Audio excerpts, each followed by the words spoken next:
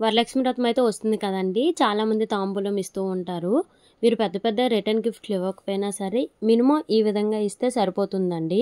మనం తాంబూలం ఇవ్వాలి అనుకుంటే మనకి ఇవి ఉంటే సరిపోతాయండి. ఎవరినో చూసి మనం రిటర్న్ గిఫ్ట్లు ఇవ్వాల్సిన అవసరం లేదు. ఫస్ట్ అయితే మనకి ఆకు, వక్క, అరటిపళ్ళు, గాజులు, పసుపు, కుంకుమ, అలాగే వక్క పొడి ఉంటే చాలండి.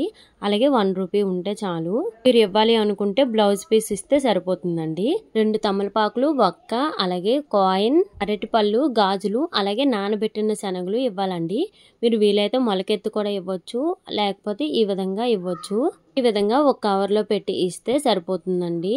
మీరు ఇవ్వలేరు అనుకున్న వాళ్ళు కనీసం 3కైనా తాంబూలం వరలక్ష్మి వ్రతం రోజు ఇవ్వండి, చాలా మంచిది. మీరు ఇంట్లో పూజ చేయని వాళ్ళైనా ఇవ్వచ్చండి. ఎవరైనా సరే ఆ రోజు 3కి తాంబూలం ఇచ్చుకుంటే చాలా మంచిది. వాటితో పాటు ఒక పువ్వు కూడా ఇస్తే చాలా మంచిదండి. ఈ వీడియోని మీ ఫ్రెండ్స్కి అయితే తప్పకుండా షేర్ చేయండి. ఈ వీడియో నచ్చితే లైక్ చేసి ఛానల్ని అయితే తప్పకుండా ఫాలో చేయండి friends. Thank you for watching.